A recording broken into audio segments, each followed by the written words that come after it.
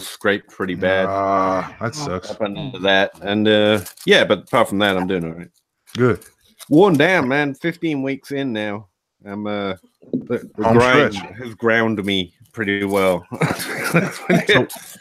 I went back through my files. This isn't anything anyone else can appreciate, but where I'm pretty compulsive about my organization when I start looking at it. I went back through my files. Like at the start of the season, I had it all neatly organized, everything where it should be, like one sheet to do multiple things, so I didn't have 7 of them. And it's just, it's a nightmare. It took me like 5 hours just to straighten it out. I've built so many sheets to look at one particular fact to post on Twitter for like 1 week. Like 17,000 of those, and I've got to decide whether to delete them or whether the information's stored somewhere else so I can delete them. Then you're rocking Twitch at the same time. It's just it's a cluster, dude. It's so much research, so much effort just for one stinking tweet, right? Yeah, right. Someone said something I didn't agree with, was spend an hour building something, and now I just delete it. I put out stuff about waiver wires and stuff like that, and somebody was like, "Yeah, but what about this?" And I was like, "Damn, man, I just gave you like 4 facts. What else do you fucking want?" I was like, "That's hilarious." I don't know what to tell you. Yeah, I'm ready for the end of the season. That shit's for real. So what's your process like when it comes to the end like this? Like what are you doing? Do you guys do recaps? I know Peter, I know you crunch the numbers hard. D-Bro, I know that you're everywhere all the time. Nate, what's y'all's process as it pertains to, hey, the season's coming to an end. How do I wrap it up, put a bow on it? How do I feel good about kind of what took place? Well, what you do is you get your bank account and all your DFS sites, and you double down on everything. Because I got to make some money for Christmas. That's right. number one. Yeah. That's how that works. Okay. I don't know about all that. I don't know about that. I don't know about all that. I mean, personally, I cashed out on all my shit. We're going home for Christmas, so I'm going to a non-DFS state. So I kept a little bit in there, so I'm going to set some lineups before we roll out on Saturday, and just fucking hope that nobody pops a hamstring or some shit in pregame. But no, man. Oh my God. I mean, it just trying to put a bow on this whole damn season. I mean, trying to make a push at the end, whether it's, I don't know, just keep it on. But I mean, looking back at all of the stuff that I look back at start sit accuracy and all that kind of stuff. I went back through every single oh my God, every weekly article I put out. That was tons of fun. And I was just like, like shit. But I don't know, man. I mean, it's I'm excited for the end of it. I'm ready to get into Dynasty stuff and let things chill the hell out for a little bit, because god damn, man, the weekly grind is rough. Especially when you have another job.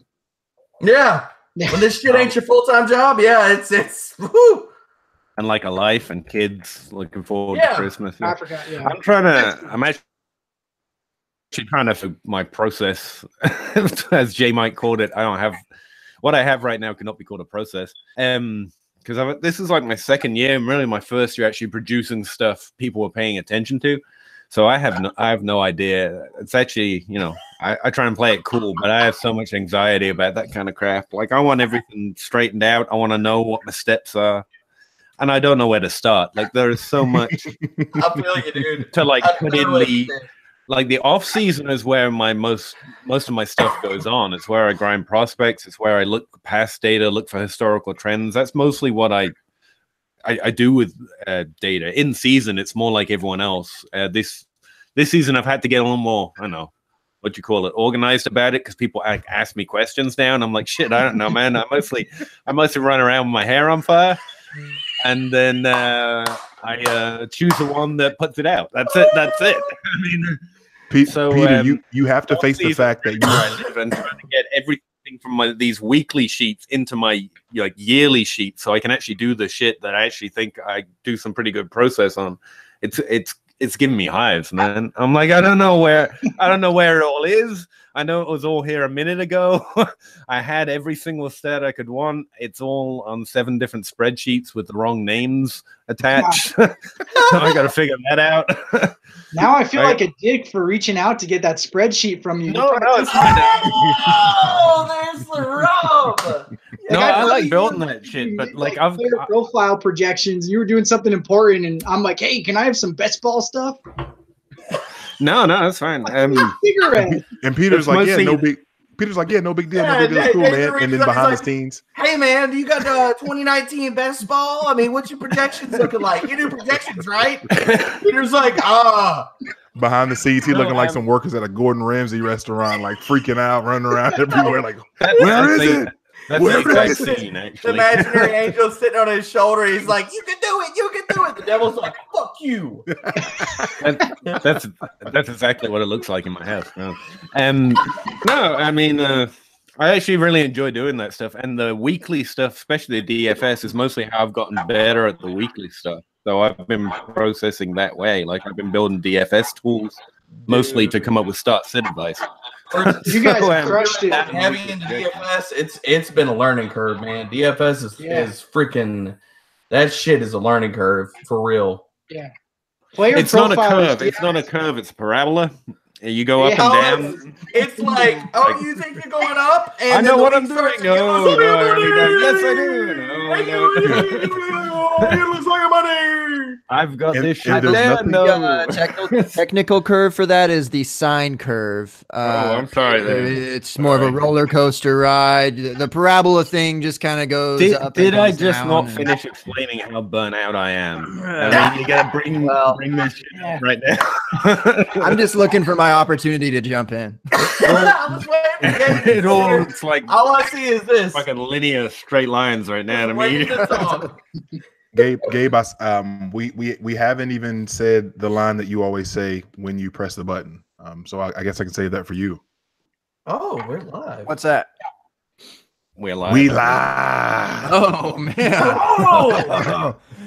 Hey guys, by the way, we're live. 9:30 Eastern, sharp. Yep.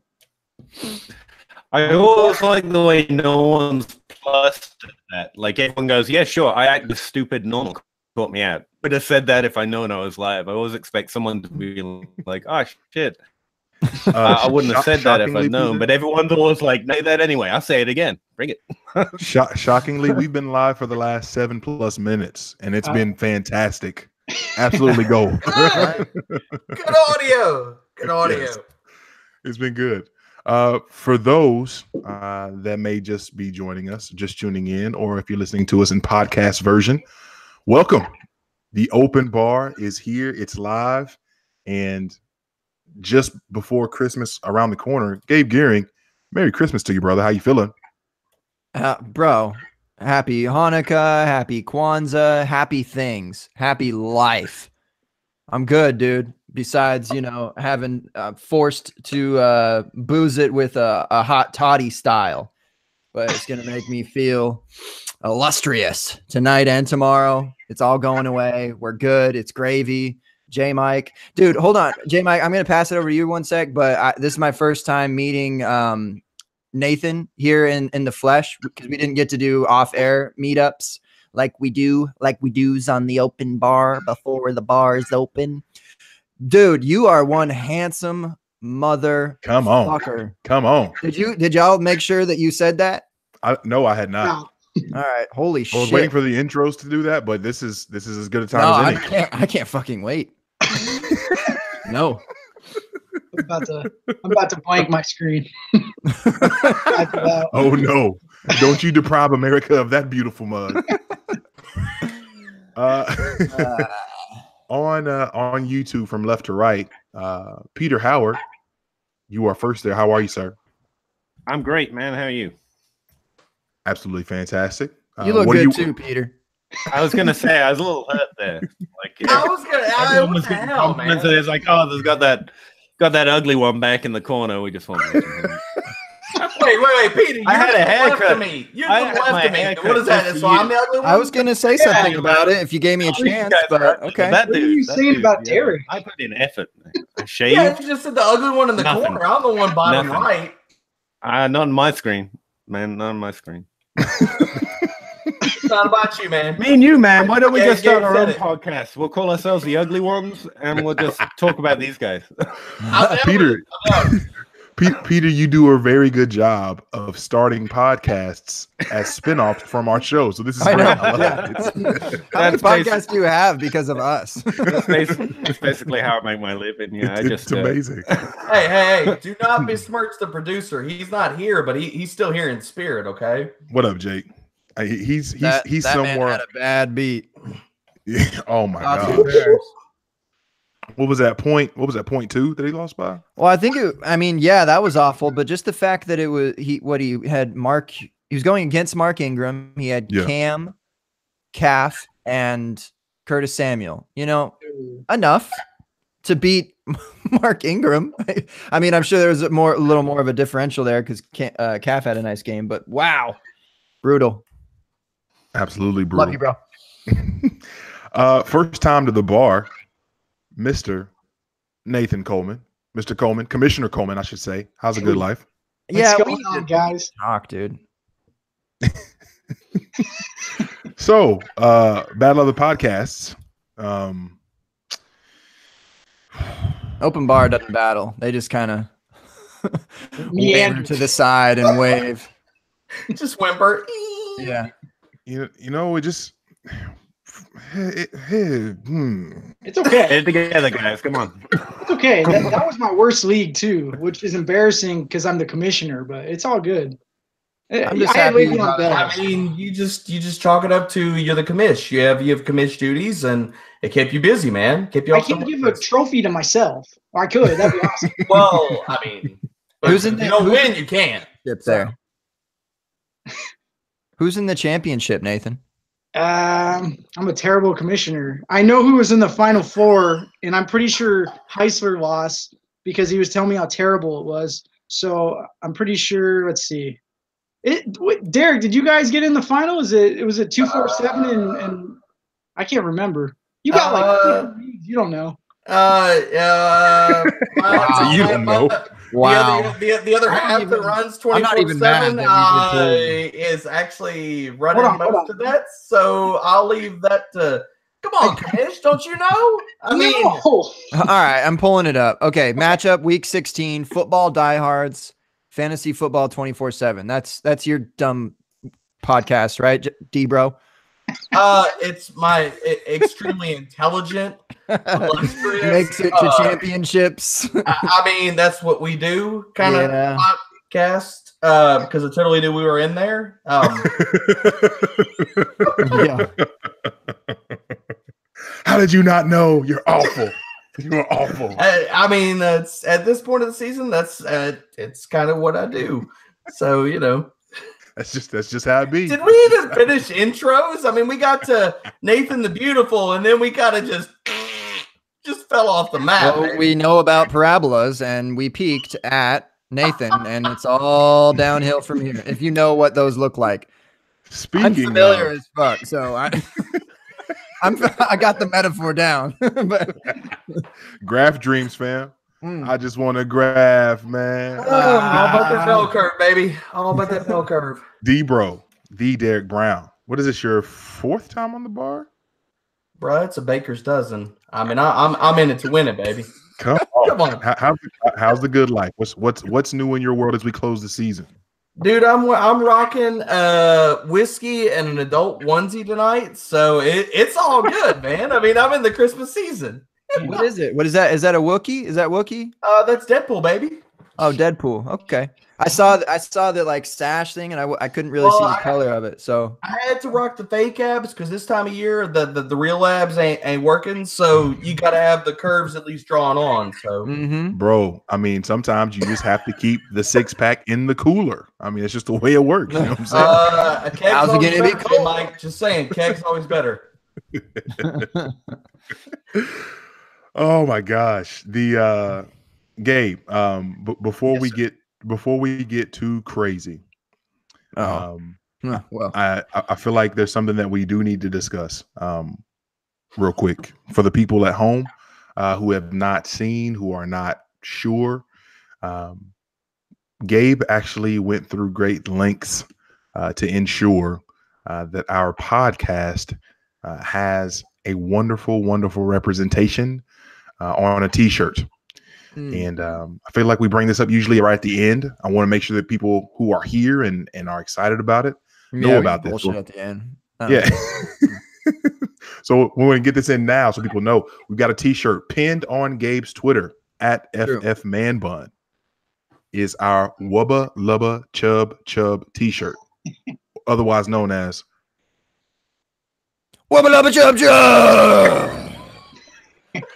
I almost missed my cue. I was making sure it was still pinned to my profile. Yeah, it's still there. It's a beautiful t-shirt. It's something that I would love for you guys to at least check out. Stephanie Fuller in the chat already. She says, "I'm waiting on my damn t-shirt." I know. Do you have? Wait, I thought if you just signed up on the Google form that it's sent right out. Miss Fuller, we've got you. We've got you. We're working through it. Y'all got tank tops, huh, J Mike? Tank tops? Ooh, no. Crop tops. Oh, I mean that's what we're all waiting for, bro. Come on. I know Pete is. I don't know about anybody else, but the tank. I know Peter's not wearing tank tops. Come on, yes, now. he is. Come on, Peter, you rocking tank tops? I'll rock anything you want me to wear, J Mike. What do you want, J Mike? Sun's out, guns out in the middle of the bluegrass. Right up in the middle of December, baby. You know it. That's anyway. I just wanted to get that out about the t-shirt. Anyhow, everybody in the chat already excited. This is good stuff. Let's get into some. Let's get into some fun. Right now, how many championships are you in? What are you excited about? What are you nervous about? What is it looking like for you guys in this last relevant week of fantasy? Oh no, D-Bro, rocking the goose. Dang, bro. I got goose bad, man. Do you have any bad beat stories from last week? Some bad semi stories, some bad my kids distracted me from putting Robbie Anderson in the starting lineup stories. Ooh, it was not pretty, man. Dang, bro. You're not allowed to talk about the Battle of the Bot podcast championship team. Apparently I'm not. I mean, I'm just here. I'm you know. Yes. Yeah. I'll leave that to the commish. Over to Nathan now. Okay, so it was football diehards and football 247. You actually are in a championship, and you didn't even know it. Mm-hmm. All right, so never mind. It's up to one. Okay, but we won't talk about that anymore because we don't want to talk about that. So I made it into one, my home league that I always get second place in every single damn year since inception. I always get second, and it's driving me crazy. And this is the year I'm gonna pull it off. I got Julio Jones, Mixon, McCaffrey, Chubb. I'm going to win it this year. I'm feeling it. I'm going to take it down. I'm disappointed about Scott Fishbowl, but I move on from that. I don't think anyone moves on from that. It just kind of lingers. Yeah, it does. Yeah, it's like a bad knife. How does anyone feel like they pull it out? So 800, yeah, it'd be 899. I mean, it's not even terrible to get into the playoffs, but then after that, then it like really exponentially decreases in terms of participants from week to week. Yeah, everybody's like, I got 150th out of 900, and everybody else is like, that's like saying so you did got I. third place, bro. That's you got third place. Who remembers third place? Nobody remembers third place. Peter, where are you looking at with your leagues right now? Should really pay attention to you guys, shouldn't I? Sorry, I'm doing Is he stuff. inputting 2019 data? Like, actually, I'm inputting week 15 data, baby. Well, what you got? How many spreadsheets? Over under 5 right now open. oh, way over that. Might be over. Yeah. Come on, Peter. I need a hard count right now. Well, it's just one, but it happens to contain a lot. Okay, sorry. Excuse me. It has 8 tabs. If that Oh, counts. okay. That's And okay. it's collecting Same data thing. from the entire season and laying it out week to week. Anyway, yeah, my leagues, I made it into 5 out of 10 playoffs, which was kind of low, actually, and I'm now left in Light just class. 1 because of week 15. So, yeah, it's kind of been a bad year for that, to be honest with you. I got just trashed last week in most of my semifinals, and yeah, I'm just in 1 there. So thanks for bringing that up. I really appreciate that. Yeah, I kind of was just wanting to curve this conversation because of No Name League. We went head to head last week, and I sent you further into the depth of the toilet bowl, which I'm excited to continue to watch you. Oh, did you? I wasn't even paying attention to this program. Yeah, I'm sure you weren't. Guys, I just saw some and Gabe, if you want to hit up talk through Bar Tab or any of your leagues, we can, but just news alert, if you will. So the Pro Bowl rosters just came out apparently, and FF Trader Joe, what up, Trader Joe, in the chat, he said Chubb got named as a Pro Bowl alternate today. And then I was scrolling through on Twitter trying to look at a few things, and apparently CMC and Kamara, neither one made NFC Pro Bowl. What?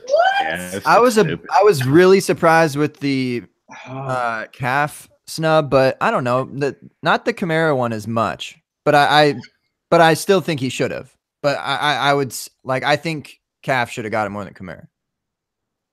But I still don't get it. I just don't understand, I guess I have to look it up to see who made it over them, but I'm a little blown away by this. That's crazy. Well, look it up, J Mike, and settle those discomforting. LeGarrette Blunt. LeGarrette Blunt made it.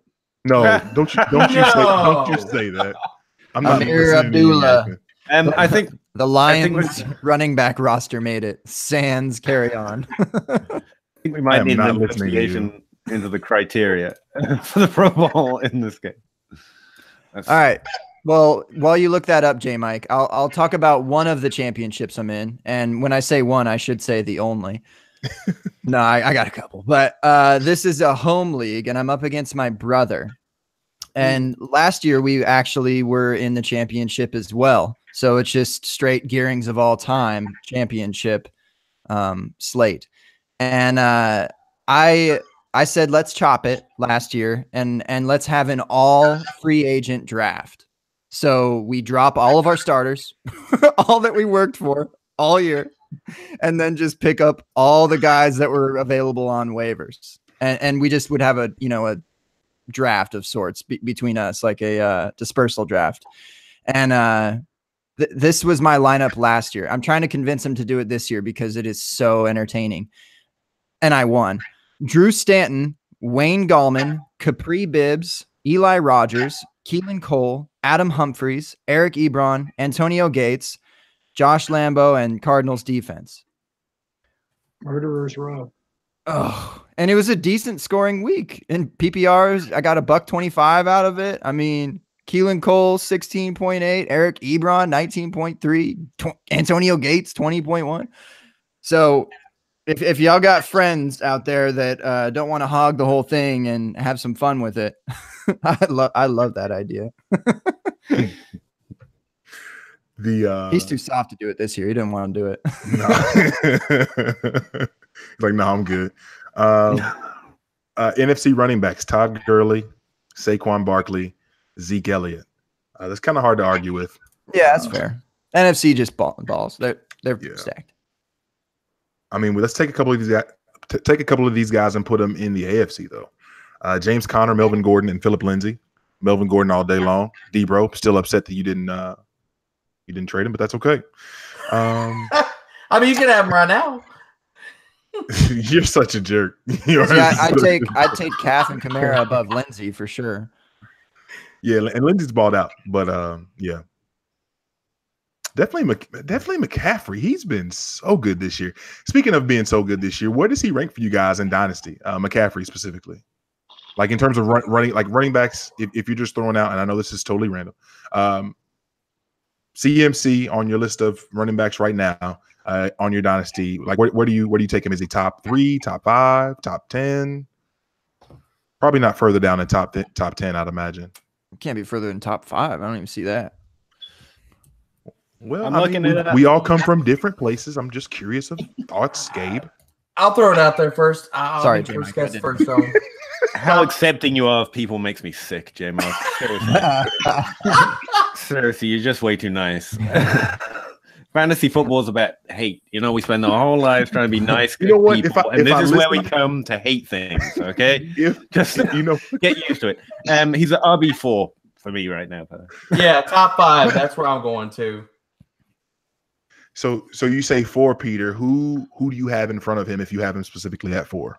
Come on, pull it back up. Okay, fine. Yeah. Oh my goodness. Tabs. I don't mean to inconvenience you on our podcast that you decided you wanted to be a guest on. Would you like an answer, or you're just gonna? No, ask Nathan. Let's move on. It's Gurley, Barkley, then Kamara, and then CMC for me. Gurley, Barkley, Kamara. Okay. So you kicking Zeke to the side, kicking DJ to the side. Oh yeah. Melly Gordon. Okay. Zeke's interesting though. He's picked up a bunch of receiving work. Yeah. I have no idea what to do about that. That's why I had him lower than all the others, and now he's like getting the top. I don't know. Depends. I need to take Gurley, Barkley, and Zeke above CMC, and that's probably about it. I mean, no love for MG. I mean, MG's in that top 5, man, but he's not number 4. We talked about this, J-Mike. We thought you could creep into that top 5. If he didn't get injured those last 2 weeks, J-Mike trying to draw that price down a little bit. On the slide. No, so he's outside your top 5. Okay. No, I'm a big fan of both of those guys. I'm not going to front. I like both those guys a lot. Nathan, where'd you have him? I got him like 6 or 5. I like their offense too. A lot of young players. You feel like they're going to score more points next year. I mean, you got Samuels coming up. You have Thomas coming up. You got Moore. I love that nucleus. I feel like they're going to get better and better, and that's good news for McCaffrey with 100% snap share. Are you kidding me? Yeah, it's almost like they're doing the whole Steelers thing now, where hey, this guy is going to get all of the work. And he's going to be fantastic in doing so. That's a lot of fun. That's a lot of fun to see. I want to try to find a crossover point when it comes to DLF ADP, if I may. Gabe, can you say some things while I pull that up? Absolutely. I was going to say, as far as ranking him, I don't think you necessarily need him at a specific spot because we always talk about tiers. And I mean, it's really an argument of whether he's tier 1 or tier 2 for you. If he's in that conversation of Gurley and Saquon or whatever your tier is, Kamara, Zeke, I think those are all kind of your argument between tier 1 and 2. So not so much a rank necessarily, but just a tier would be fair. Yeah, I was going to kind of say something similar because, I want to sound smart and you normally say smart things. So I'm just going to copy it. Now, it's like Gurley and Barkley. I keep looking at them 1 and 2, and I'm like, really? Do I want Gurley over Barkley particularly? I'd take either. Like, it's not ranks don't really work for those top 5 players, I'd say. Mm-hmm. Well, I thought I sounded exactly like you. I don't know why you just. Sorry, you know what you just said was very, very incredibly intelligent. I commend you for saying. It made you look beautiful, Peter. Thank you. Is that a new haircut? You look really pretty. Pretty. Sorry, the word is pretty. We're gonna alliterate this. Pretty. I am needy. Why are you the only one picking up on this? But thank you. I appreciate it. I'm trying, man. I'm trying. Hey, let me put you up there, okay? Into that top 5. You go ahead. That'd be great. That's certainly top 5 on this podcast right now.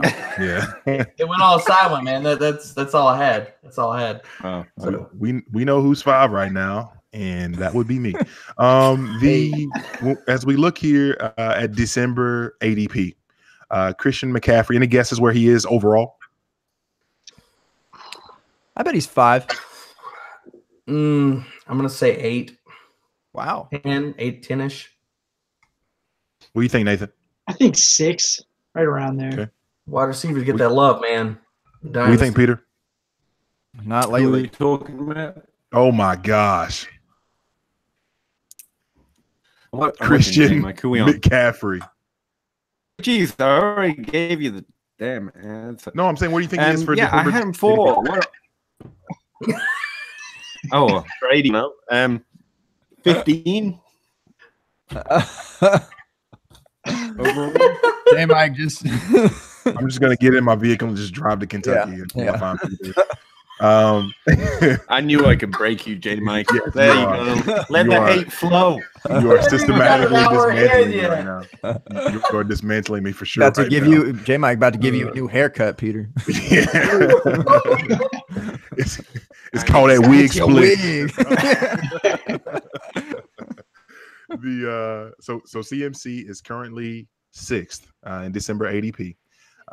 Would you got and in front of him Saquon, Gurley, Zeke, and Kamara, and then the wide receiver one, and of course Gabe's man, who's been his man for forever, it feels like, OBJ. Would you guys rather have OBJ or CMC? CMC. Surprised he's up there. Nathan, you said CMC? Talking about redraft, right?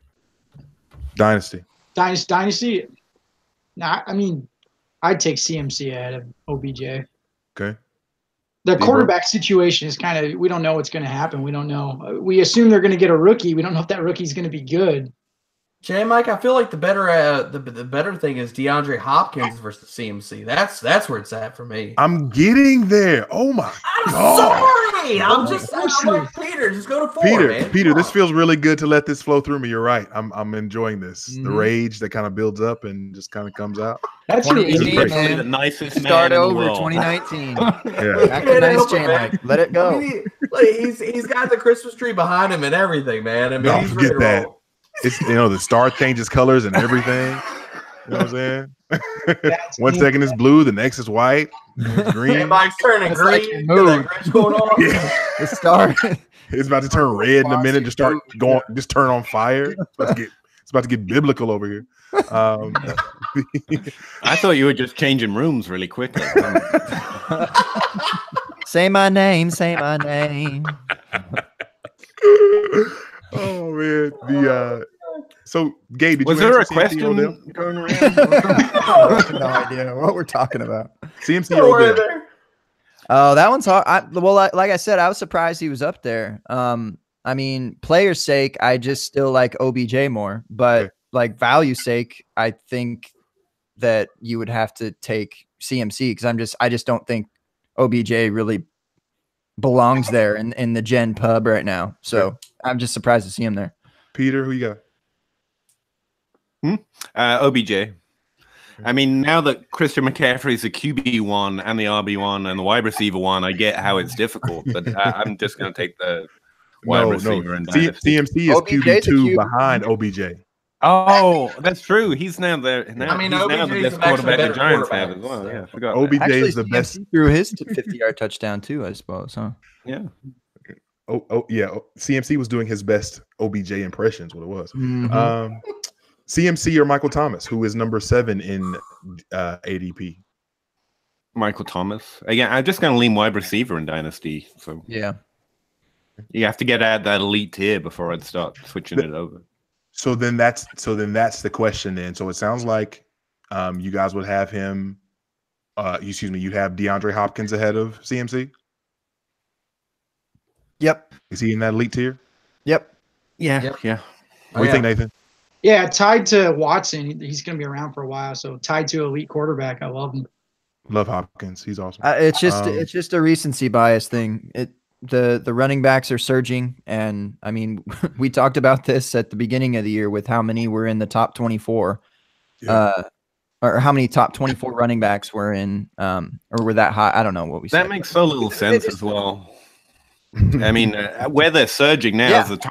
Now's exactly the time to double down on the dynasty idea of taking the wide receiver. Exactly. So Exactly. like last year, more running backs that were drafted outside the top 24 finished inside the top 24 than pretty much any time for the last 4 years. And so we started drafting those top 24 running backs higher. It was like it was stupid. It's like, this didn't work last year. Let's do it even harder. And this year, everyone thinks like it worked, but like 5 of the top 12 running backs in ADP in August were not drafted in the top 12 this August. So like it happened again, and people are going to double down even further to the point we're taking Dion Lewis in the like 3rd round at this point. But yeah, just keep leaning wide receiver and taking their money. I mean, it's fine. Well, not me, since I'm only in 1 championship anymore, but you know, you could do it. You could probably do it. You can do it. There's that motivational Peter. There we go. So I'm curious how far we have to go down. Tyreek Hill or CMC? Because Tyreek Hill is number 10 overall. I'll put it out there. I'll go CMC on that one. Okay. Only because of Tyreek has those up and down weeks. CMC's got a higher floor week to week. I mean, I'm gonna go CMC on that one. It's hard for me to just keep believing that Tyreek will, I don't know what it is, but will just continue to keep doing what he does. But mostly to the fact that he is so inconsistent, D-Bro. You're right about that. He just doesn't seem like... He's also a free agent coming up this year too, isn't he? Really? Or year after? I thought it was pretty soon, wasn't it? Let's find out. It's pretty soon. Why does it seem unlikely that Christian McCaffrey is going to keep producing? I mean, what about what he's done is not sustainable or whatever? Like, right? Yeah, I mean, I get it. We're all a little racist. Keep throwing circle routes to him. I mean, we're all a little bit racist. Tyreek Hill has one more. Tyreek Hill has one more year under contract. Yeah, one more. Yeah. I should know that. I'm here in Kansas City. I didn't even thought it was another year. Yeah, Gabe, would you guess that which Kansas City do you believe Nathan is actually residing in? Missouri or Kansas? Good question. Kansas.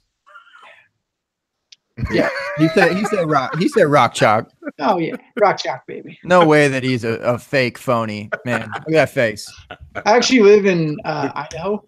He gave it away, man. He gave it away.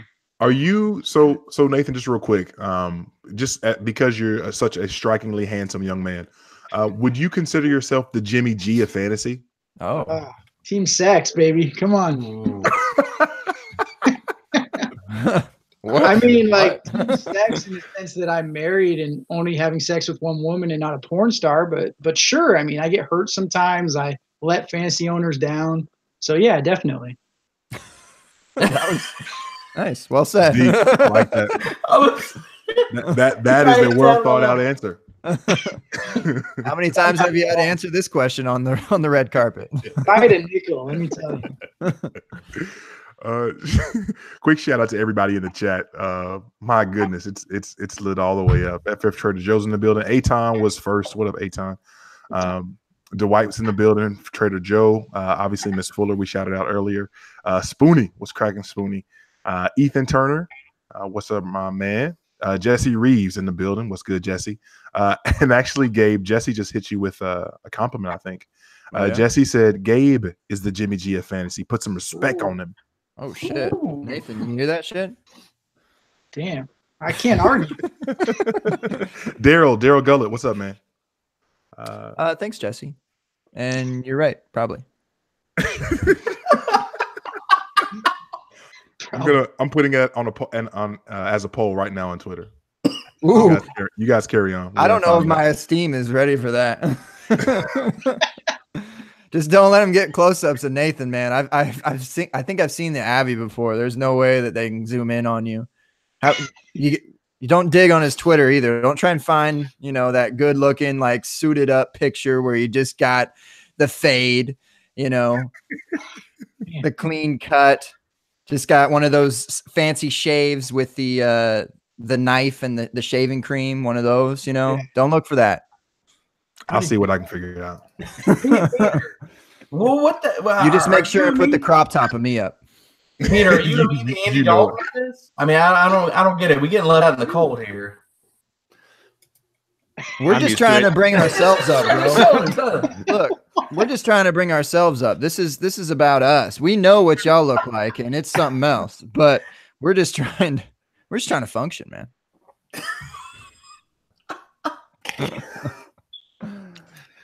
Whatever you need, man. I'm so lost at this point. Just tell me what you want, and I'll. You need me to go vote for you? Juju or CMC? Like, are you running for Oscar? Tell us already. Like, I love you guys, man. Just tell me what you need. Can we talk about Derrick Henry? Like, this guy always about fantasy football. Can we go back to the handsome rank? We were talking about how pretty we are, okay? I mean, I get it. You want to get off yourself for a second, but I mean, you know, fantasy football. Come on, man. I don't know where you got Derrick Henry. How does 33 for $170? Is he back at Alabama? Like what? Yeah, right. Dude, he's had 269 yards created in the past 2 weeks. 269. It's funny and it's crazy. Nice. And 26 evaded tackles in 2 weeks. That's insane. And I still don't think he's that good. Yeah, what happened though? Is there D-Bro, get us on the D-Bro DL of the fancy website that you have access to. Is there anything that Derrick Henry has? Oh, dude. I think it's all come down to matchups, man. And I think they're really just riding him right now. I mean, you what was it, the Giants? They've been giving up rushing yards like crazy. So why the hell would you not like pound the rock? But what do you think he's going to do this week, Nathan, versus the Redskins? I mean, both teams play really ugly. And I think the Titans have gone back to exotic smash mouth. They were so anti. I mean, fair enough. Derrick Henry is not a pretty man. So just, throw that in there. Buzz is pretty for not like you. So, I mean, just be fair to the guy. We're going to live this down.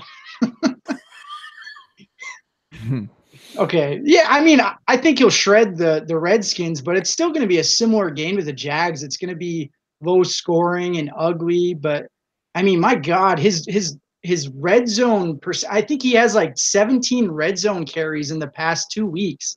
That's insane. I mean, I think that he ranks like third on player profile for I think it's like red zone touches, but it's insane the clip he's going at. But he's his volatility is so high he's like Tyreek Hill, but he's a running back. It's crazy. He always kind of seemed like the guy to me that needed those a lot of carries to wear down the defense a little bit. And he just never was getting them all season. He was in this weird tandem with Dion Lewis and averaging, I don't know, like 10, 11 carries a game when they should just be running him into the ground, frankly. Like that's what they do with all these running backs. And he is Super Saiyan LeGarrette Blount. I'm telling you, he's Super Saiyan LeGarrette Blount. Like he just powered up. 33. Damn. So, Peter, Derrick Henry or Antonio I just realized I don't have Henry ranked in my top 150. So I was trying to figure out exactly that. Like, where would I put him? And I know he's really good at a certain thing that's been useful 2 games in the last however many he's played. So it's kind of hard to jump on there. I mean, I got to rank him somewhere, but I'd probably be selling if I've got him. I don't know where to put him right now, so I'm just listening to you guys. Tell me. I mean, I'd love to use those 2 games to sell. Right. I think he just fell off. And fantasy football players are just back on it. They're ready, Well, the truthers are ignited. You know that? I mean, the Derrick Henry truthers are just crazy, man. They're wrong. Is he a big guy that can run over everyone and do what he did the last 2 games? Because it seems like I'm always interested in the way that whenever the analysis doesn't seem to match up, like one week to another, like before the last 2 weeks, he was a big guy who just wouldn't run into the line of scrimmage, basically. And this week, everyone's talking about he's a running back with a skill set that's really good at running into the line of scrimmage, and that's not valuable anymore. It's like, which is he? Is he a guy who won't run hard and hit people, or is he a guy that will and that's not valuable anymore? It's like, I'm hearing both stories and they don't make sense together. I'll throw this out there. I mean, is he kind of the unsexy version of Leonard Fournette? No, I mean That's Leonard Fournette. Come on, move on. Yeah, well, that's what I'm saying though. Leonard Like, Fournette's the unsexy version of Leonard Fournette. Man. well, I mean, but Henry's actually on the field, so is he the? I mean, it's the counterpoint though. Like, I mean, he doesn't get a whole lot of work in the pass game. He's a grinder. He's like the throwback running back. I mean, I would say sell in Dynasty if you got him, because you're never going to get higher value than you got right now, because what does that look like next year, much less even right now? I mean, is his value going to get any higher than what he's doing right now? I know. My biggest red flag on Derrick Henry has always been he was drafted to be a big running back, and the Titans immediately went out and got Murray. And then Murray left after continually getting the work over Henry, and they went out and got Dion Lewis. They literally are a team that said, we are going to exotic smash mouth, and they couldn't find use for Derrick Henry. And it's not what he is or anything he's done, but the team has consistently said that guy can't do it.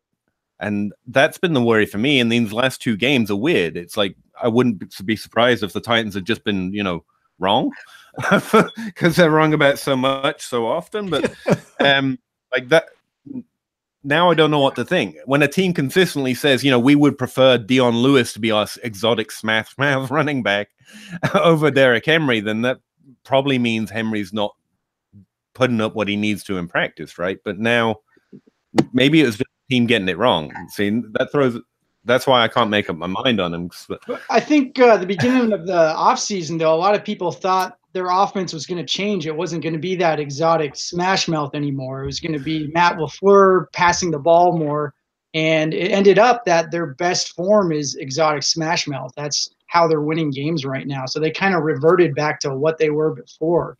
But yeah, and that's fine. Like I say, I don't really think they should do that anyway. I just mean a team that was trying to do that couldn't find work for Derrick Henry. And now suddenly that's all he's good at, and that's what he's really good at. But the team that has wanted to do that while he's been there literally said, for anyone else that was on the roster at every opportunity. And now 2 games worth, he's proven that they've been wrong for the last 3 years, which is possible, or it's just a random 2 games in the last 3 years or 2 years or whatever it's been of Derrick Henry being, the last option to run into the line of scrimmage was actually the truth. I guess I've got to lean that larger sample, but it's weird. Yeah, I mean, he's a volume back. I mean, Dion Lewis wasn't getting it done with what they were doing. Mariota's not fully healthy. Davis is all you got in the pass game, which is like everybody that can catch passes drops like flies. So, I mean, I really think it comes down to Vrabel saying, all right, fine. We play defense good. Derrick Henry can smash and stiff arm people in the face. So, I mean, why the hell not? We can win ugly games like this. Why not we just win ugly games and just beat the hell out of people and drain the clock? So I think that's what it comes down to, which means that doesn't necessarily mean that it's like that next year, but that's kind of my problem with it. Like, I don't want to play coach. Like, you could be right. Yeah. Like, you know more about, I'm guessing everyone here knows more about playing football than I do. And I just don't want to play coach, like what they're going to do, what they should have done. Yeah. I just mean, as far as this player, all we know is as long as he's been there, he just hasn't been a guy that can do that. And now after 2 games, he suddenly is. And I think the decision is, have they just been wrong all this time, or have been saving him for this big run in this 2 games in a meaningless season? Yeah. Or were these just 2 games that he happened to get good blocking or bad tackling? I mean, definitely bad tackling. I just lean on the fact that he hasn't been able to earn opportunity for this entire time. And now 2 games, now he's a great thumping back. Why wasn't he like any other time? That's my question, not what the team's gonna do, because hell if I know, man. Hell if I know what they're gonna do, or what they should do for that matter. Would we like him more on a different team? Because I mean, that's not too far away. Can he actually pass catch? I guess I know, like Tennessee last year, they were near the bottom in running back targets, and they probably are again. Like, does he possess the ability to pass catch, and they just don't utilize him in that way? And that's the big quandary for me. I mean, I before the Dion Lewis signing, I was like, all right. I mean, LaFleur's there. They're gonna roll him out there just to say he can't. I mean, he hasn't done it. Doesn't mean he can't. But we still haven't seen him do it. Like, It means he probably won't. Yeah, well, that's fair. That's fair. At this point, considering the volume he's gotten in the last like 2 to 3 weeks, and none of that has been in the pass game, I would lean more towards what Peter is saying, and that he can't, and that he's more of. I mean, we're throwing out like tons of comps here, but maybe the sexier version of Alfred Morris. Like, he's just going to run you into the ground, but he's not going to catch passes. So again, I lean more into this is sell time. I don't think this is buy Derrick Henry or believe in Derrick Henry for next year even time. I liked him coming out. He didn't catch the ball much in college either, but like everyone else, I thought this is a huge human being who can run really fast and plays running back. So yeah, I like that. See, the question for me isn't if he can, it's if he will. And again, if he hasn't before, he probably won't. Not can or can't. Won't is the answer for me. Probably won't. But the question really is for me is the last 2 games what he really is, and he hasn't been earning an opportunity because the team's been making mistakes, which, you know, it's made plenty of mistakes. Or is it these last 2 games, what can he actually be these upside comps? That's the question for me. Not even like what team will he be on. It's like, were these last 2 games true almost? Yeah, I think part of the deal is it's the way they use him. I think he was second in the league in stacked boxes, and still he averaged 5 yards per carry. So if he went to a team like the Rams that know how to use him against light fronts, I think he'd be better, to be honest. If they found a way to utilize his skill set. But I mean, he's still been productive this year, but a lot of those yards per carry come off of those big runs he's had, and I don't know how predictable those are in the future. Can we go back to talk about handsomeness now? Have we had our football talk? Are we satisfied? I think we're good. Yeah. Yeah. Right. I mean, we just had a 30-minute. I've always thought J. Mike was an astonishingly handsome human being. I'm just going to say it. Put it out there. I just don't know to even start. His beer game's on point, man. His beer game's on point. Seriously. You guys are absurd. Even when I try and be nice, Jamie. I think you've conditioned me. You've conditioned me to reject your kindness at every turn, Peter. Every turn. My work here is done. Yeah. You can just log out on life now. You're good. I'm good. But I'm curious because is it a case where it's just a matter of getting actual consistent work for Derrick Henry? Because I'm not sure that it's a case where he's been fed enough in games to warrant thinking that he can't do it without a larger workload, if that makes sense. Like I don't feel like he's got a ton of work previously to say, hey, he can't be productive. Like I don't know if he can necessarily be productive with 10 touches, but what happens if you actually give him the ball 20 times in a game? Like consistently. Well, yeah, and again, that goes back to my concern. I always think a player earns opportunity, and it's not like, yeah, and maybe like say, perfectly possible the team just hasn't been doing it because it was a mistake. But mostly, I lean he hasn't been earning it. So if he did, I assume if he did give him those touches regularly, he would disappoint on them. That's my assumption. Just curious.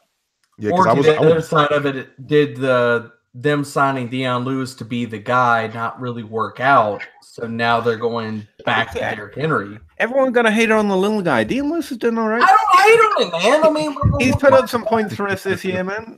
I mean, we liked him at points in the season. We're like, oh yeah, this is a good season. Now we all hate the little guy, man. No, I like the little guy, but if you look back to the last few weeks when everybody were talking about him, like getting the volume and things like that, when he got the volume, what did he do with it? Did he break any big runs? Did he wear it on the defense? Did he do anything with the 20-plus touches after he was given it? And then, I mean, eventually did the team say, all right, well, fine. We give you 20-plus touches. You don't do anything with that amount of volume. All right, let's go back to Derrick Henry. I don't know. Maybe part of the problem is not the running back, but the quarterback, and teams wanting to stack the box against Mariota because they don't respect his arm and they don't respect their receivers. Mm. How many games has Mariota played this year? Like 5, something like that. That's what it seems like. That's what his season total is like. God. How did we go Again, off we're on not, a we're Derrick not, I'm Henry not judging comment? his yards or his efficiency. He literally hasn't been getting the ball. Dion Lewis, So bad. Henry, Murray. I mean, he just hasn't been earning it. I hate to keep coming back to that, but it's like, How do we get to a 30-minute Derrick Henry rant? I don't know. I started that. Sorry. I wanted to get that off my chest. It's week Jimmy 16. started it. I mean, Yeah, come on. Why don't you start a Breeden talk? I mean, come on. I've been writing an article about running backs, so it was on my mind. Cool. It's week 16. So let me ask you this though, Nathan. Would you say that you're probably likely buying him in Dynasty? No, I mean, I think it's kind of like Kenny Galladay. Like there was that perfect window to sell him, like last week, and if you didn't get your chance, like you're kind of SOL. And I think it's the same thing with Henry. I can't trust him. Like all the metrics say he's good. He's evading tackles. He has a high juke rate. He's creating yards, but I know, like when I watch him, I just don't think he's good. I think he's sluggish and he takes a while to get to top speed. And I don't know, just something about him.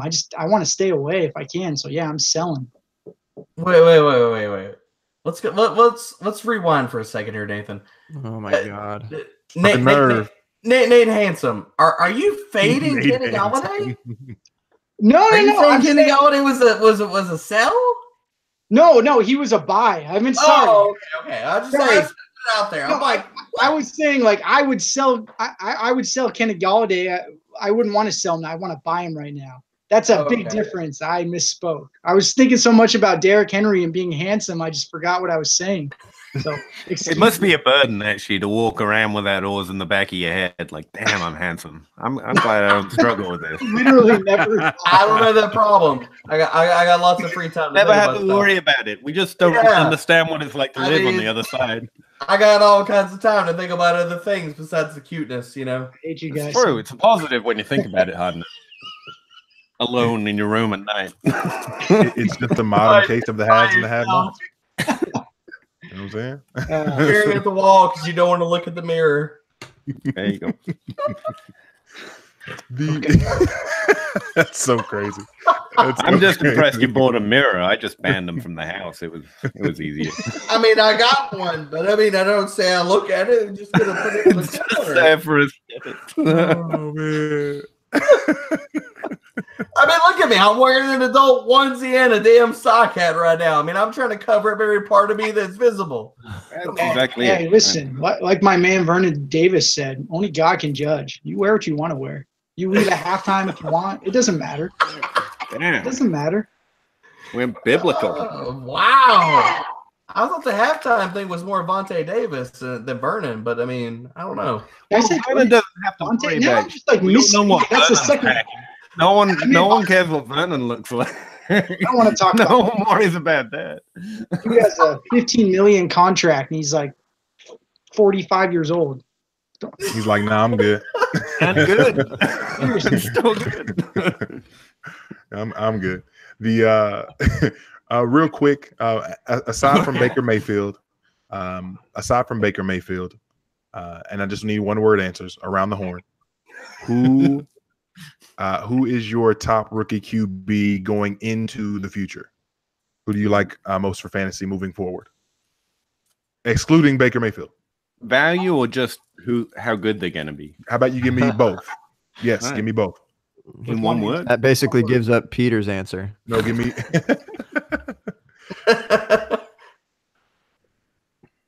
That'll still shock you. Oh wow, stupefied the entire. No, I got answers. I was just trying to be polite over here. Oh, same here. Value-wise, I'd go for Donald for reasons that I can't explain in one word. But for future-wise, I guess it would. I really like the potential of Lamar Jackson still. See, and I feel like the answer for both of them is Rosen. That's just me. Okay. I feel like value and potential. I feel like if they put a team around that guy, give him an offensive line, so he's not shaky. I feel like you could see a totally different quarterback in year 2. Is Rosen being ADP'd higher than Darnold or lower? Or are they about the same? I'm not even sure. Oh, Rosen has to be way down there after this year's Let's performance. check it out. In that case, you probably win, Derek. That's a good point. I was assuming they were about even. I mean, I think everybody's really down on Rosen right now. Like, I mean, I haven't seen one positive thing about Darnold either, though. Like, no one likes Darnold. I mean, there's a little bit of love after last weekend versus the Texans. So, all right. Josh Rosen's current ADP is 153, and Lamar Jackson's is 124. Where's Rosen? Where's Darnold? Darnold, a little further I'm just down. proud of it. 186. No one's even going to mention the other guy's name. Like, no. What, Lauletta?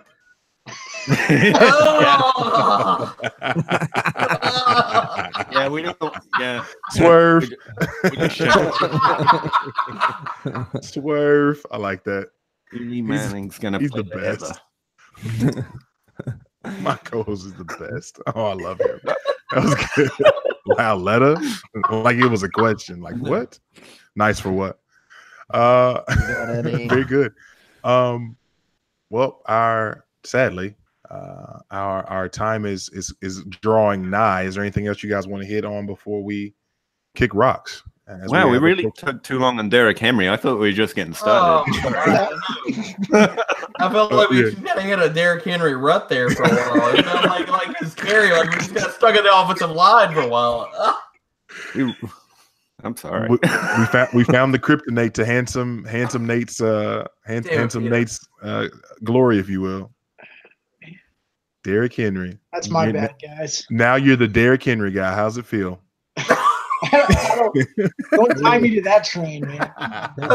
Handsome Nate, the Derrick Henry the whole guy. time. like my Derrick Henry, like I like my Nate. Charming, large and in charge, and a stiff arm for days. All right. Pretty when you need it. Good stuff. Brandon Rojas, what's up, my brother? Thanks for coming back through to the bar tonight. Again, last call for any musings. Last call here at the bar. Anything you guys want to hit before we kick rocks? Yeah, actually, back when we were actually talking about fantasy football, we were talking about elite wide receivers going over running backs. I was wondering if Adam Thielen's in that category for anyone. Ooh. Now he's dropped a bit because the team stopped throwing so much. Mm-hmm. Very interesting. This is for you smart people to answer. So Nate, Derek. No. I feel like you're overvaluing me, J. Mike. Are you the Derrick Henry of this podcast? Is that what's going on right now? I'm going to go a little bit farther back. I'm the Ben Jarvis Green Ellis of this podcast. The law firm. Let's go. Just saying. Man, I still like Thielen, but I mean, it depends on how high. I mean, I don't know, man. Oof. I mean, damn it, Peter. We're reacting. I suppose we're getting close to the end, so I was just like, throw that out there. That'll coming up. Yeah. Well, we're coming up for a while. Ever since he stopped like going over 100 yards every week, or I mean, whatever, and now we're tripping a little bit because he's doing relatively more normal things, I guess. But just when it probably got a lot of coverage from Xavier Howard last week, and hasn't been really all that awful since. I don't know, like what we were talking about this like a month ago, J. Mike, and everyone was just like, oh yeah, Adam Thielen or CMC, and everyone was just like hands down Adam Thielen at this point, and it was between OBJ and Adam Thielen, DeAndre Hopkins, Adam Thielen, and now we're sweating a little bit. I'm not sure where the issue is. I think he's right where he needs to be right now. What is that, like second round ADP? That's fine. Wide receiver number 9 in December, so that's 19 overall. Sure. mean, we still haven't seen the ascension of Diggs yet. I mean, he's still climbing, I assume. As he climbs, I assume Thielen's target is gonna go down. So, and I assume in the offseason they're gonna improve their offensive line too. Maybe they'll be geared more towards the run. I know it's kind of speculative, but I don't know. I mean, the other side of that is, do they pass, and they have the ability to pass more and deeper down the field with a better offensive line? Because that's been one of the biggest, not just, I don't want to make a pun out of this, but it's been one of the biggest digs out of the Vikings this year, is that the short ADOT, because their offensive line is crap, man.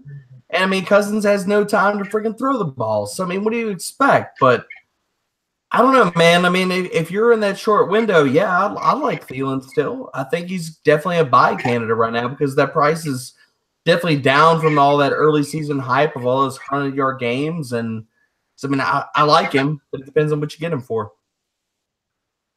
What would you give up to get him then in that instance? Because as I look back over just his game log, the man has one game where he hasn't scored in double digits in PPR. And he's got a bunch of, obviously, when he was crushing the 100s every week, every game he's gone over 100 yards. He's giving you at least 22 points. So we're close to the bottom of the realm for him. So, I mean, is anybody sweating a 2019 first for him? I mean, middle. I think the question is how high are you willing to go for that? I think is more the question. The question was, would you draft him above those elite running backs? I love how you all obfuscated it right into somebody you're more comfortable. It's like, I give up a second for it. I think you're right. Just doing my best Peter Howard impression. I was there, Peter. I was there. I said, Thielen or CMC. I was right there with you, my dude. I'm just doing what Peter does. I like it. It's fun that way. Yeah, I also, I resent the short window comment because old guys can do shit too, and injuries happen. But also, I'd point out that if you think they're going to start throwing it longer, it's not Diggs that you want; it's Thielen. Thielen's a lot bigger ADOT guy. I think they've settled into a pretty comfortable role here, where Diggs is the volume guy. They're both getting pretty decent volume, but Diggs is the shorter ADOT, higher volume guy, and Thielen gets slightly less, but still great volume. At a bigger ADOT. So he's the one going down the field, and he's been putting up points. So I don't know how badly their long game has been working if he's the one that's been putting up points and he's the long game.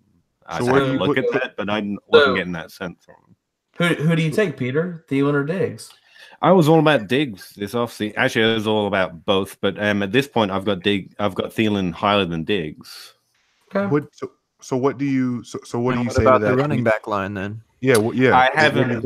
CMC or Thielen? That's why I was asking. I haven't just at the end of that second tier of great running backs, like he's right next to Melvin Gordon. Yeah. The only running back he's in that tier, in that kind of tier, he's over right now is like James Conner. Joe Mixon. And that's just because I'm not sure about where that situation is going to go. So he's not.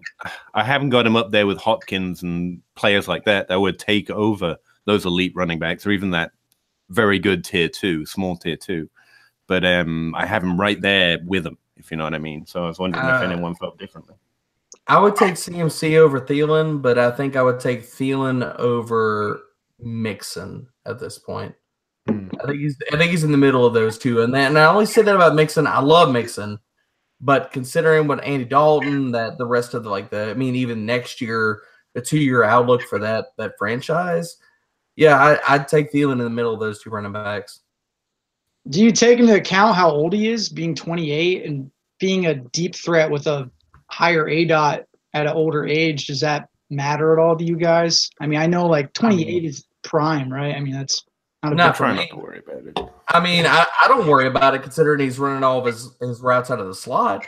Mm-hmm. I mean, he's at least got you play Dynasty in a 2 to 3 year window. Yeah, I mean, so what? He's 30. So what, man? I mean, I'm still down with him. Yeah. He's got Cousins there for another 2 years, 3 years, somewhere around there. So Cousins could foreseeably get a lot better with a better line too. I mean, I don't think his touchdown totals have ever gone over 30, right? I feel like, and I know he can't predict touchdowns necessarily, but with a better line, I'm sure he could reach above 30 and get up there.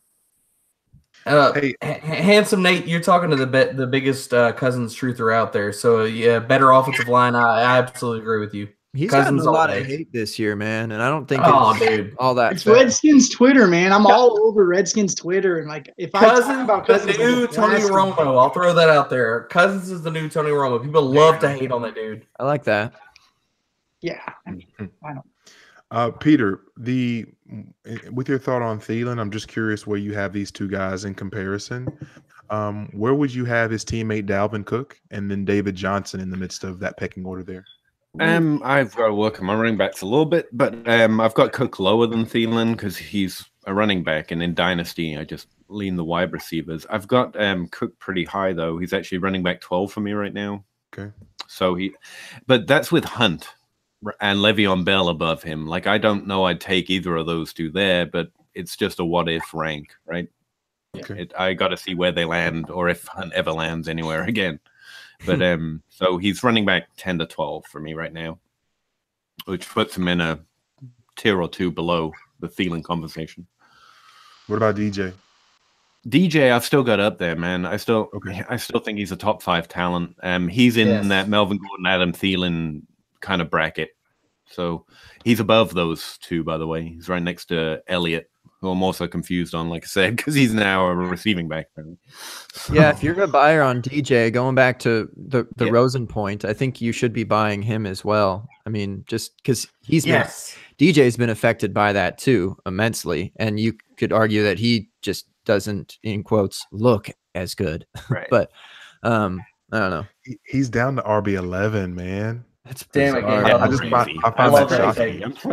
I found that so shocking.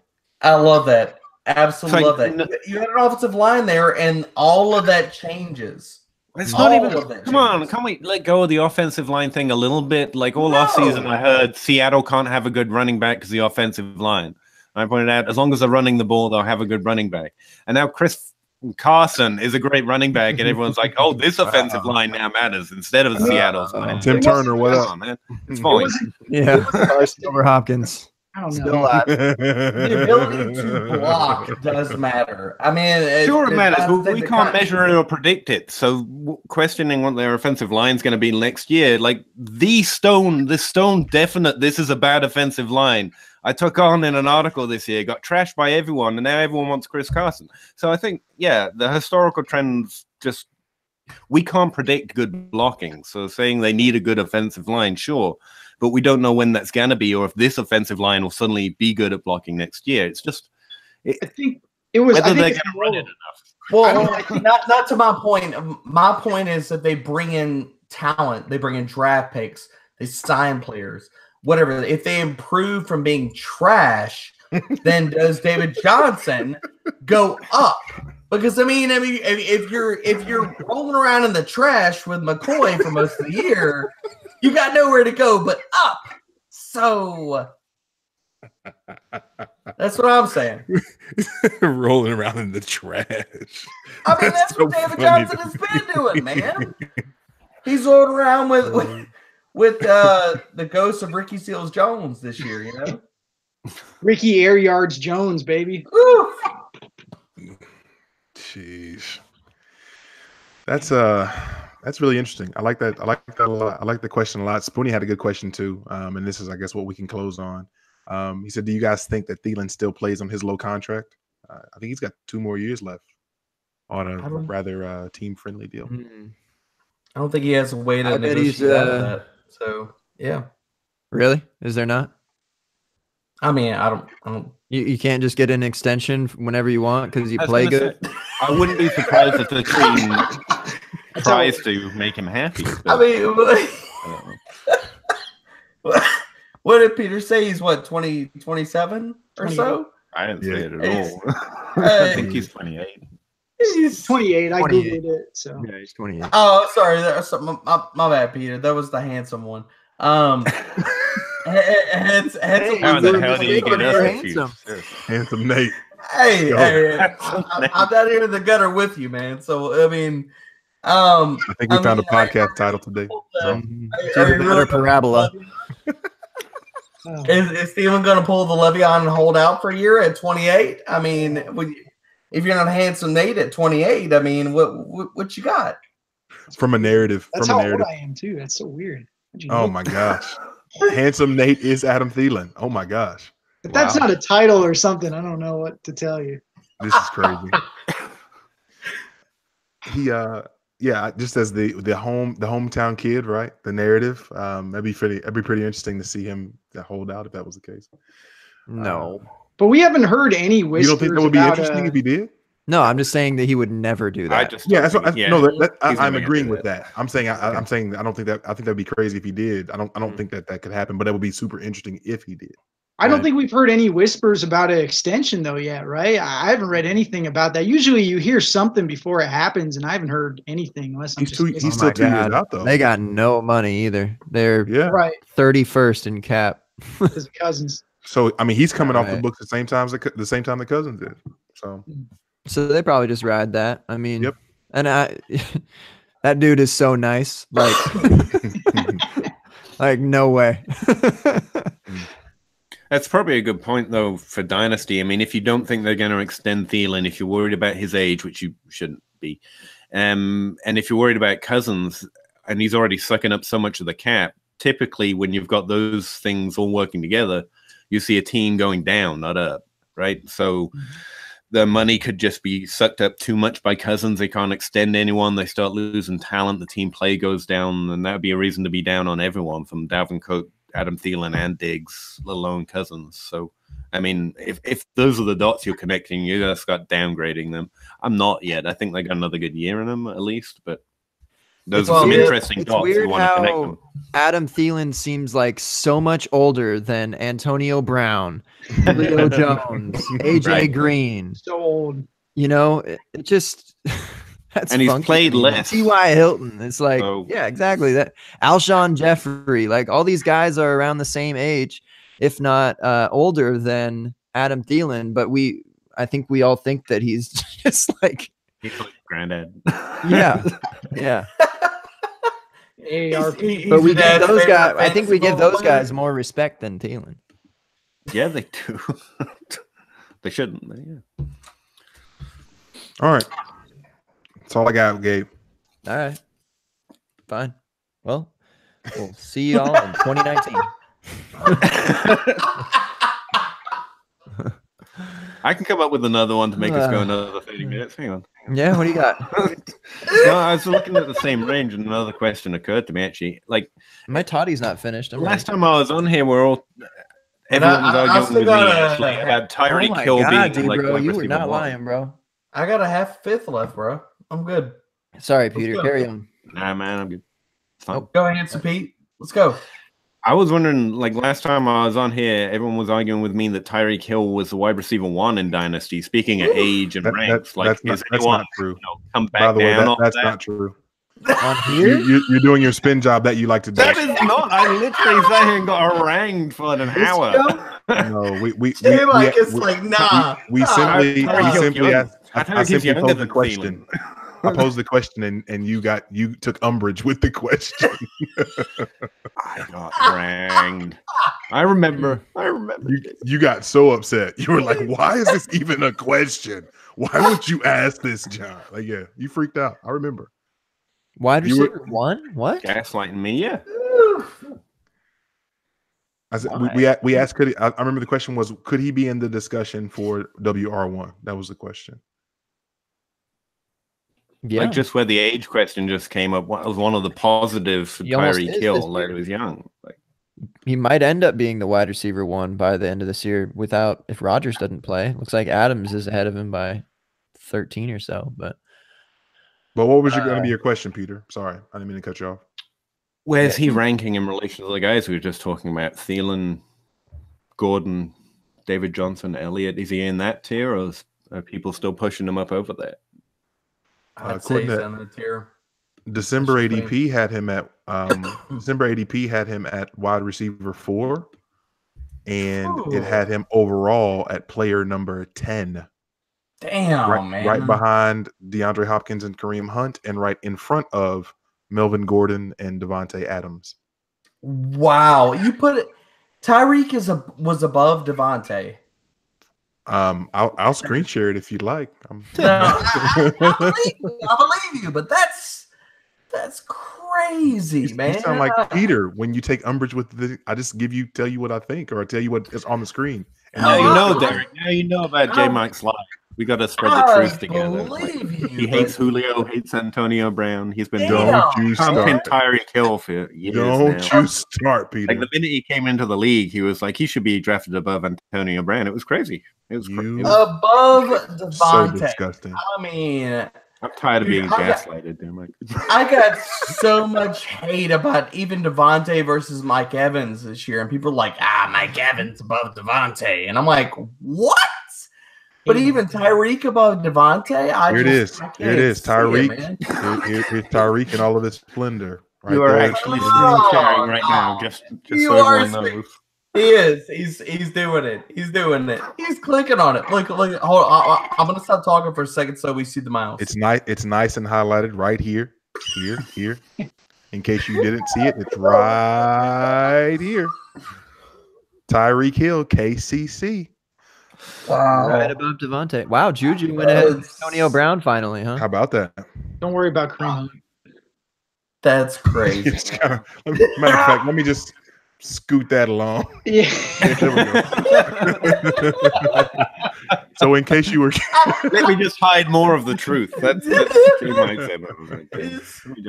Go down. It's gonna go down, man. Scooch a little bit. Yeah, there's Thielen at the bottom in case you can't see it there. At 19 and number 20, David Johnson. So yeah, this is December ADP. If you can see all those names. I just kind of feel like I'm okay being wrong about Tyreek Hill if he's good.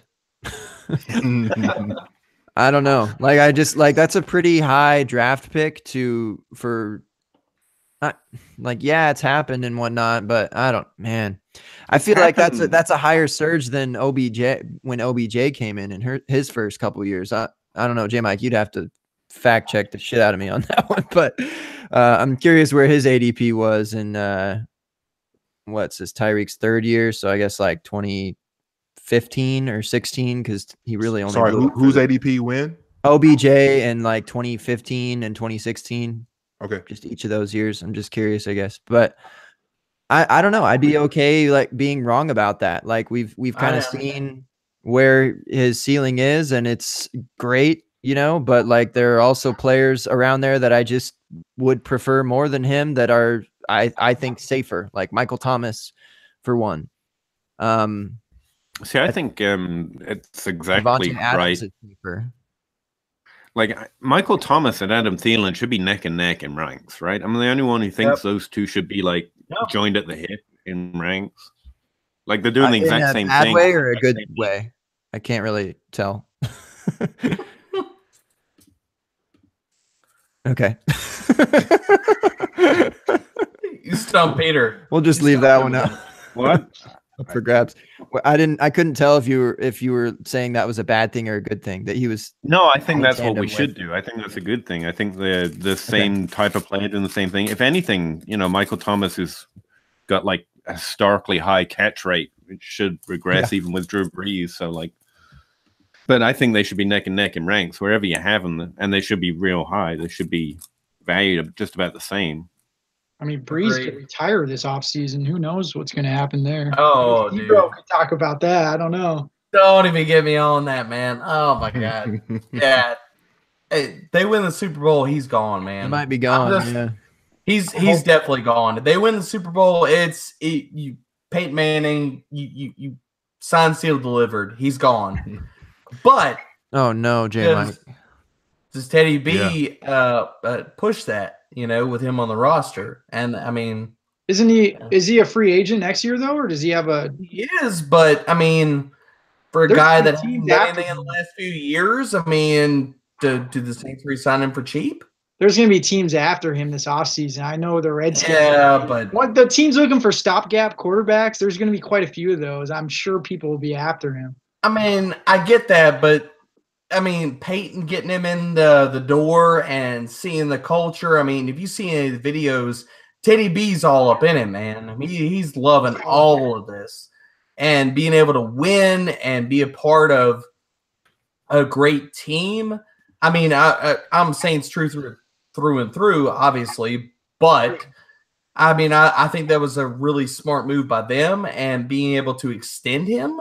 Dude, the guy is still super young. I mean, he's exactly what they want out of a quarterback. I mean, he's heady. The tangibles are not like off the charts, but neither were they for Breeze. So, you know, I feel like that's, instead of drafting, that's trading for your successor. So they win the Super Bowl. Teddy B is going to be the quarterback next year. Interesting. Yeah, but in fairness, Adam Thielen's probably pretty close to retirement as well, right? Being 76 or whatever he is. Yeah, he has his ARP card for sure. Say Breeze retires. Let's play the narrative out. Say Breeze retires. Teddy B's the quarterback next year. Do you take Thomas or Thielen? I don't know. I'm going with Thomas personally. Yeah, I mean, it's like the OBJ argument a little bit. Like, why would you? I think no, it's not. OBJ is just far and above Michael Thomas, in my opinion. So feels like it's like a record scratch. There's a bit to it that is. Yeah, that was a record scratch. Oh yeah, for sure. J Mike. Yeah, see that shit. Yeah, so August of 2015. Oh my God, I gotta eat dirt. All right, August 2015. This is Odell. If we fast forward to December of 2016. Yeah, I only cared about 2015 because that was his first 2 years. And well, no, I'm being serious because I already saw the 2016. I figured that was going to be number 1 overall, but I was thinking about 2015 because that was his second year in, and Tyreek really, this is his second great year, you know. So Roger that considering that, but okay, they're I mean, they're kind of, in regards to ADP and production ish, they're comparable. I want to go back to something. OBJ still smoked him though. Yeah, he is. I want to go back to something real quick with December ADP and that list of, what was it, like 10 to 19? If we're including price, and I'll try to get this back on the screen for you guys. If we're including price, aside from Tyreek Hill, because it kind of felt like we weren't filling him as a group at that spot per se. Peter was. Who is the? Yeah, Peter wasn't. I'm sorry. Who's the guy? Real quick, who's the guy that you feel like you'd most want on your team from this list, including the price of if you have to take him in these spots, and who's the guy you'd least like to have from this list? David Johnson or Nick Chubb. Okay, so that for those listening at home in podcast version, that we've got Tyreek Hill at 10, Melvin Gordon at 11, Devontae Adams at 12, Juju and Antonio Brown, then Mike Evans at 15. Joe Mixon, Nick Chubb, 16, 17. James Conner at 18. Thielen at 19. And David Johnson at 20. Just from a value perspective, I mean, you're getting what those top 5 running backs are doing in the end of the second round. Why not? Fair enough. I as far as how I want to construct sorry, Peter. As far as when I want to construct a roster, I'm with Peter's stance in getting wide receivers, but just kind of purely looking at the value there and how that ADP is looking. Those running backs look pretty juicy. Yeah, I was just gonna say Antonio Brown's ADP is insanely low right there. Yeah, that does look low. I'd take him if it matters. I still don't like Mike Evans there at all. Yeah, it's kind of disrespectful. Yeah, it should definitely be lower. I agree with you. No, that's I guess that's the camp that I'm in. I just like, he frustrates me, and maybe it's more Jameis. I don't know. Sexier version of Des Bryant. I don't know what it is. Ooh, that's really interesting.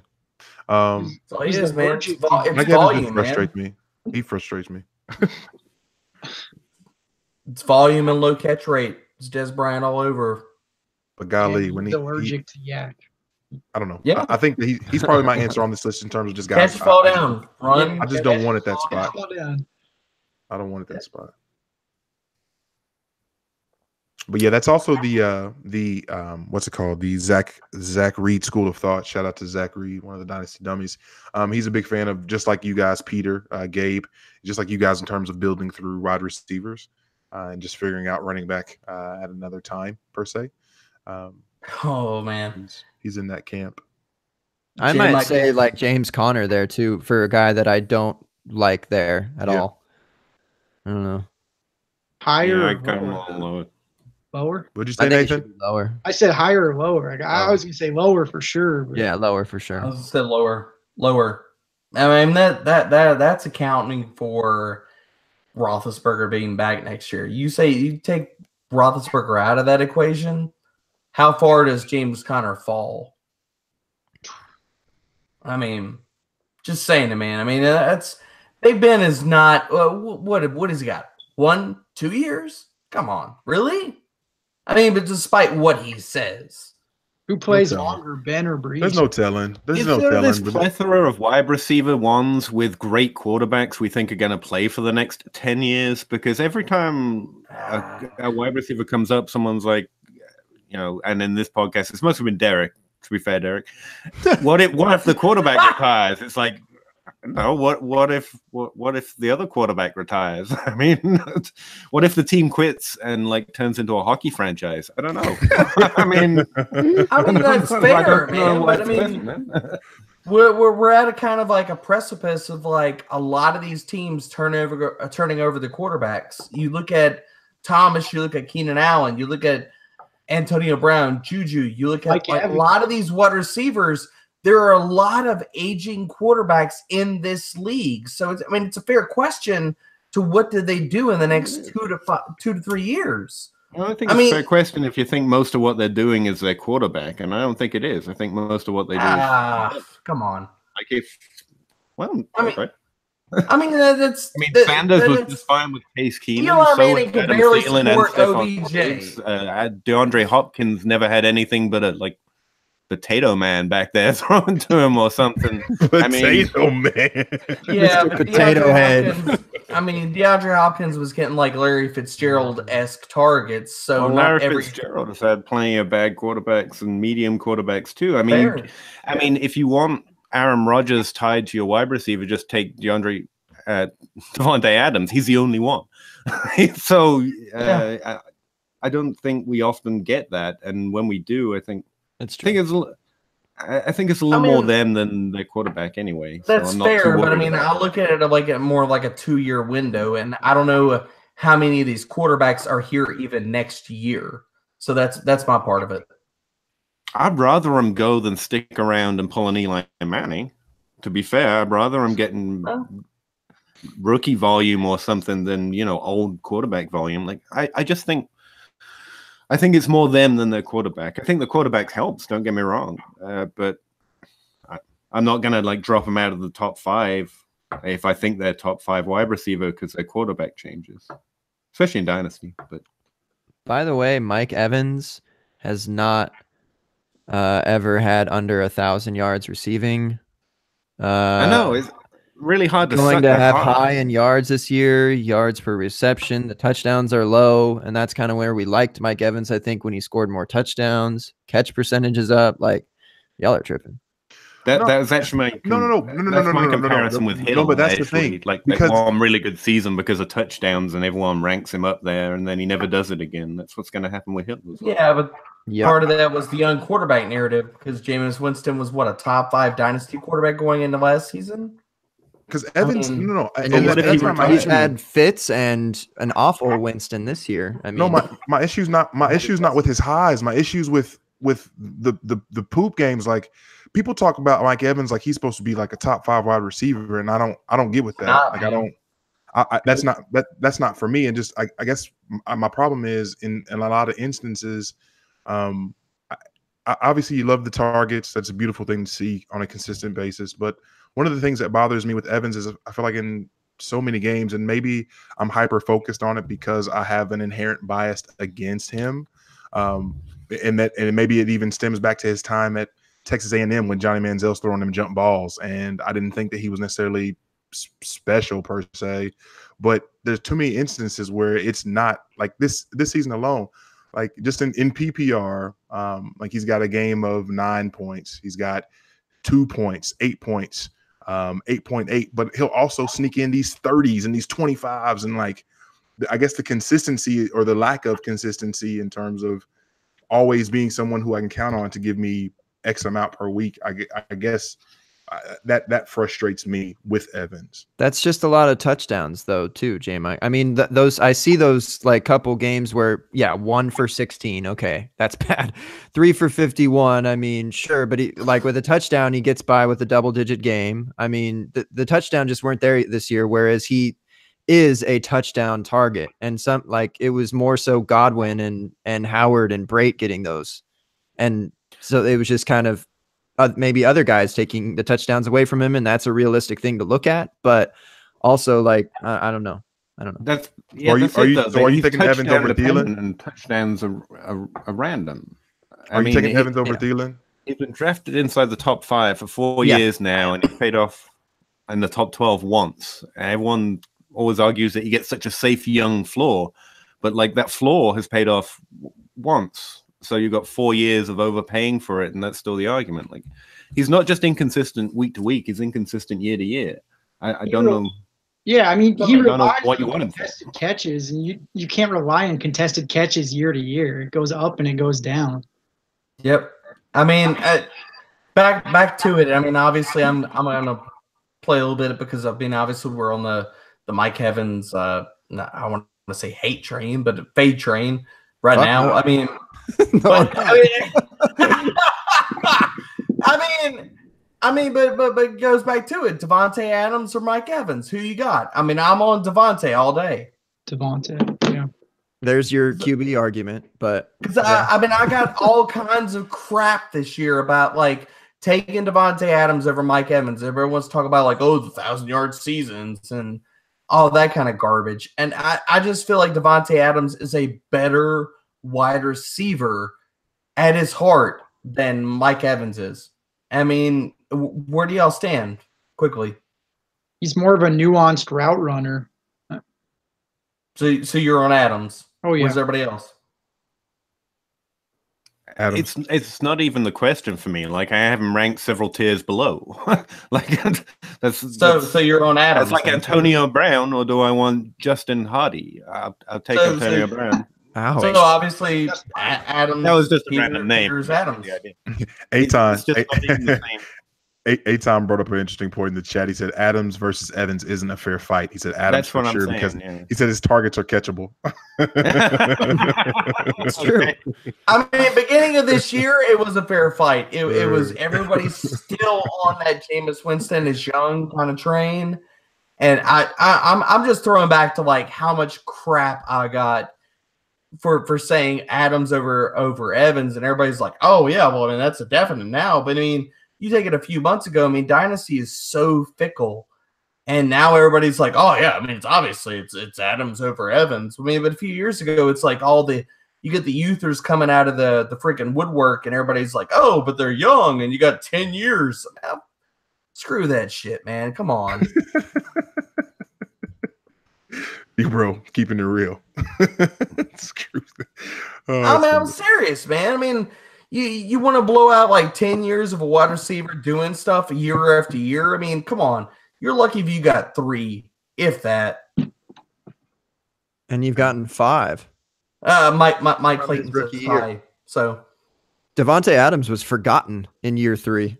I mean, all we can talk about is right now, and that's I'm not trying to go hindsight analysis here, but I'm just saying, like, as far as consistency, like, I don't know. Devontae Adams has finished in the top 12 more times than Mike Evans. He's done it twice. This year, they're both going to do it, I guess, but so they're both getting an extra one. Right. Yeah, Mike Evans was what, done it twice? That's all? No way.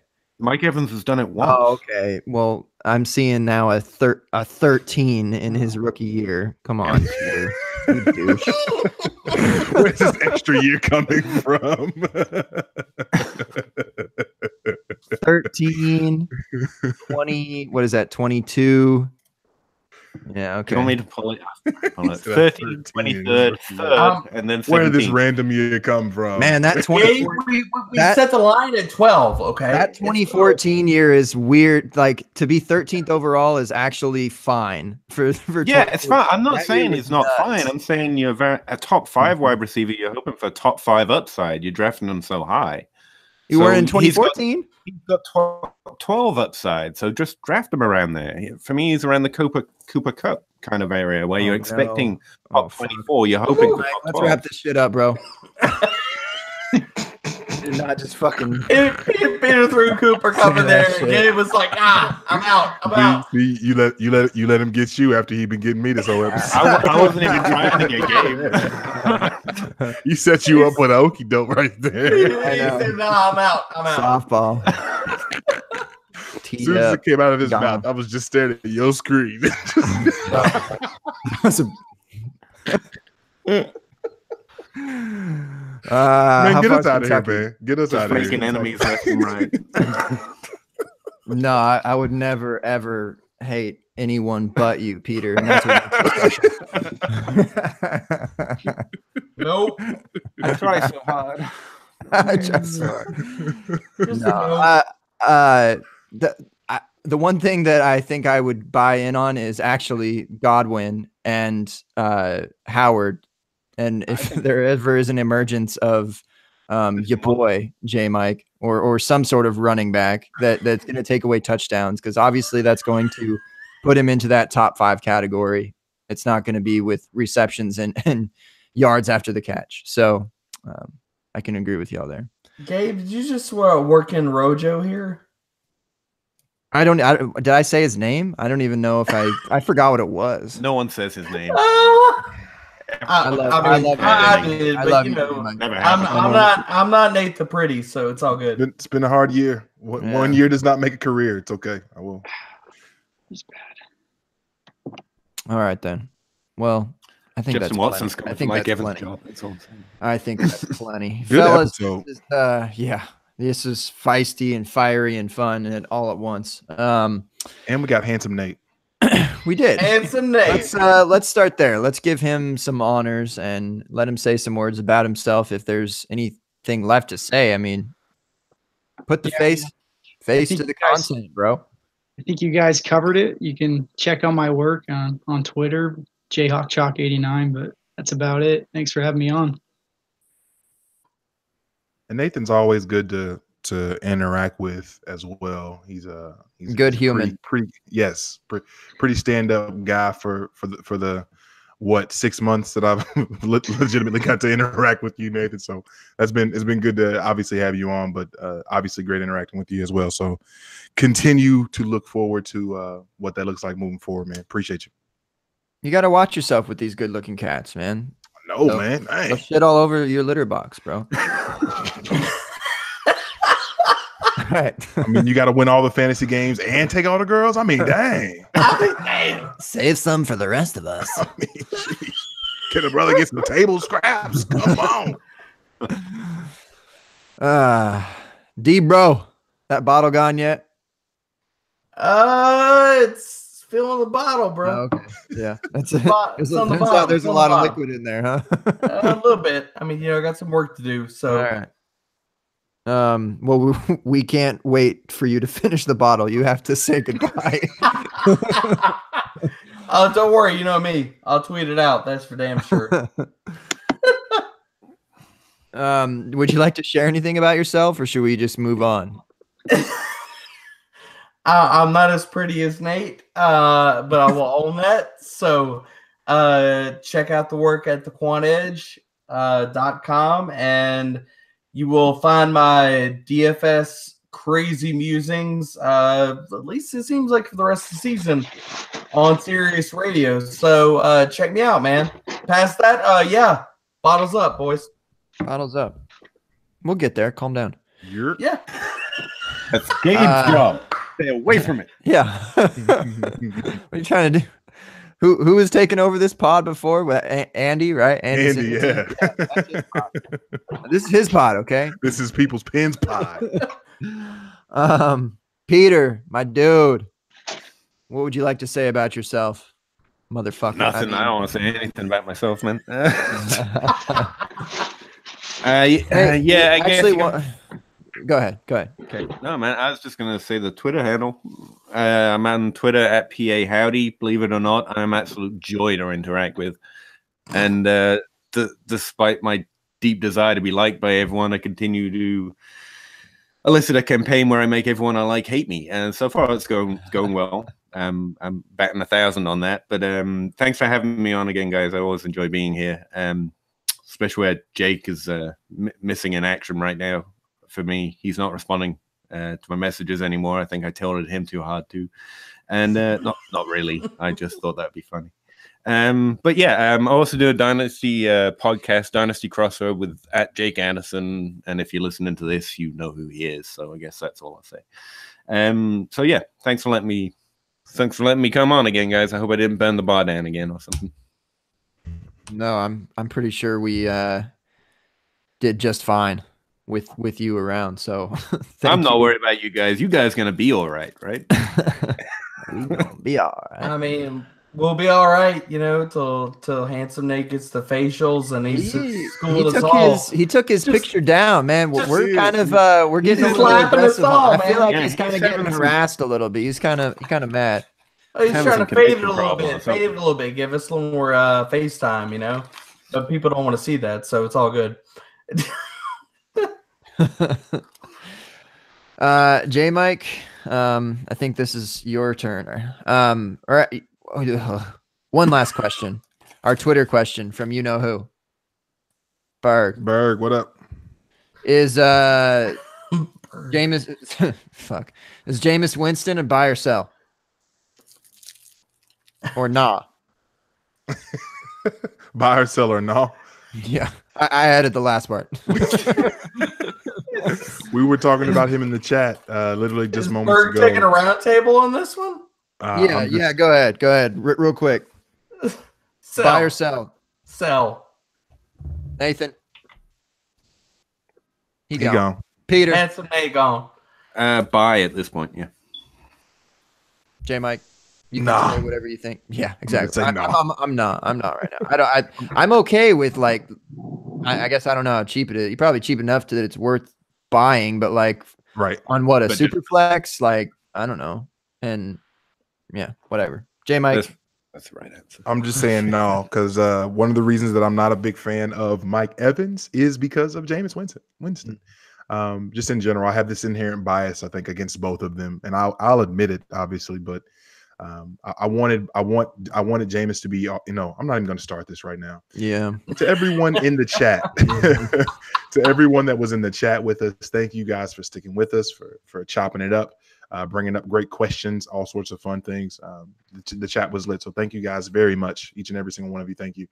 Ethan Turner, he says, great show, guys. 9 out of 10. Not enough injury talk, but I loved the 30-minute Derrick Henry rant. I know. We had to make up for that shit. There's no coming back. No coming back from that. So thank you, Ethan. To everyone listening to this in podcast form, thank you guys very much. Again, you can catch us on Google Play, Google Podcast, Apple Podcast, Stitcher, Podbean, whatever you like, even on Spotify. Yes, you can find the Open Bar on Spotify. Check us out there.